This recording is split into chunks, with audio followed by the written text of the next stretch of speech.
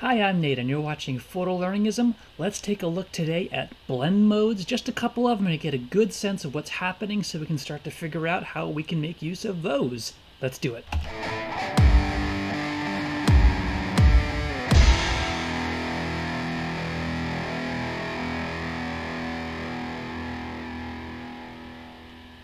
So once again, I'm Nate. This is Photolearningism. Thank you so much for joining in. If this is your first time here, I do a lot of work on this channel to build a community of learning to surface the cheap or free art technologies so that you can know about them and make good use of them in your day-to-day workflow and endeavors of doing art.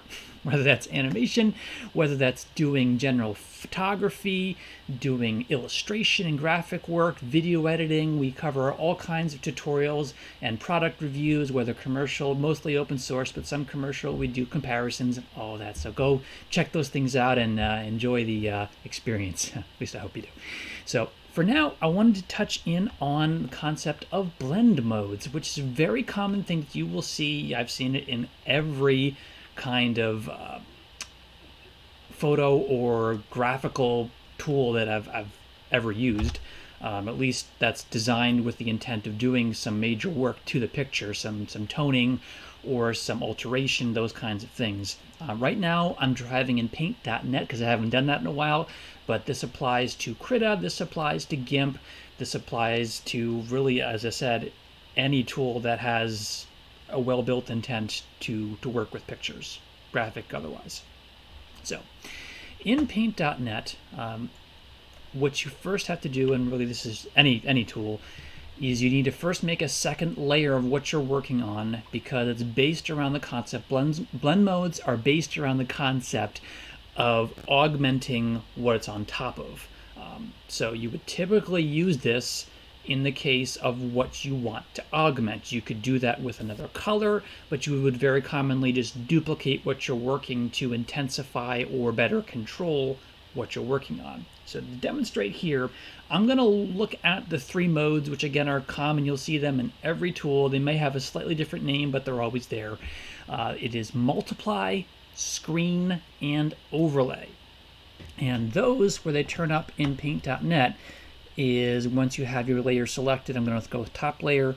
You click on the properties, which is the wrench down here, and then you have blending mode down here. Normal always means it's exactly what it was, no special change or augmentation. And then you have a list of many different things. Again, I'm focusing on multiply, on the screen option, and overlay because they do slightly different things. So first, looking at multiply, what you'll notice is that this just got really deep for color. All right, that's what just happened, and only on that top layer. If I take that away, the bottom layer is unaffected.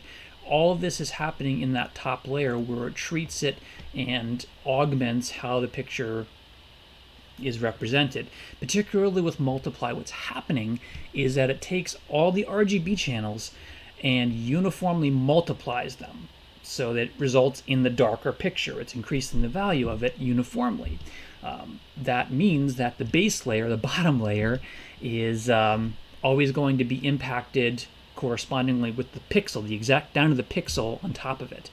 That's why it gets darker. It's multiplying the same color value on top of itself, if that makes sense. So that is multiply. That can be incredibly useful if that's your intent, where you just want to bring out the girth of the image and really make it a little toned up. Again, understanding it will make it darker, so you need to factor that in, but that's a mode that you can use to your advantage that way.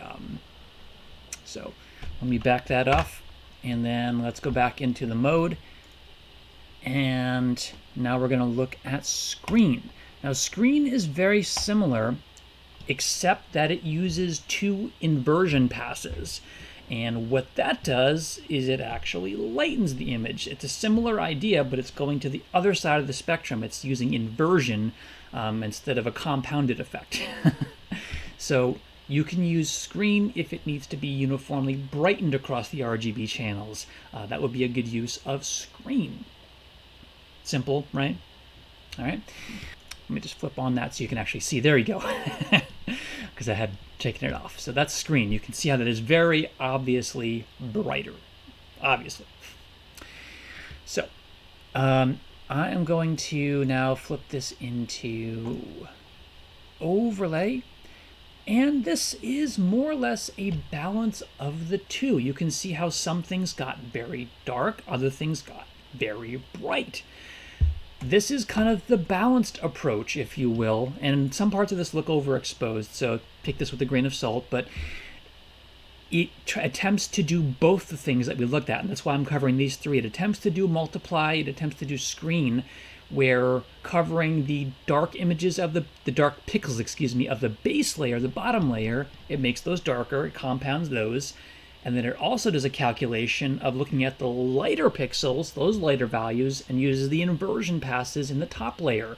So it actually is doing both things in the same mode.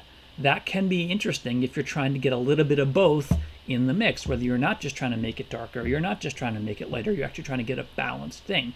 Now, as you can see, this really overdrove it, and probably more so than you like. So using overlay, you'd probably want to take that overlay layer and back off the opacity a little bit, just to somewhat smooth out that really intense on both ends of the spectrum a little bit. So that's just the tip for using overlay, depending on how it was shot and the lighting conditions and all that. So again, these are all very, very useful modes that can speed up what you're trying to do,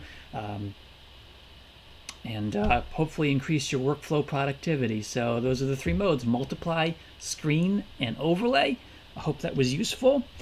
If it was, please do consider giving me a thumbs up. Let me know that this was speaking to you in that way, and if you'd like to see more content like this, I will get back to reviews and tutorials as we go through this, but I'm also taking a special sideline effort here to explain how things are actually working so you can make good use of these tools that we talk about, not just looking at, oh, you can ultimately achieve this, but this is how it works and this is the best use. So hopefully that's helpful to you. Also consider subscribing if you haven't done that already, so you can be aware of the great and awesome projects that we are doing and working on as a community and discussing. I love it when people leave comments. I do my best to keep up with you, but I love it when there are questions not just for me, but for the whole community, so we can grow together. Thank you so much for taking the time to invest in watching this. Hopefully you'll learn something, and I hope to see you at the next video. Thank you so much. And if you're curious, there's videos over there, and check them out. Have a good time. Thanks.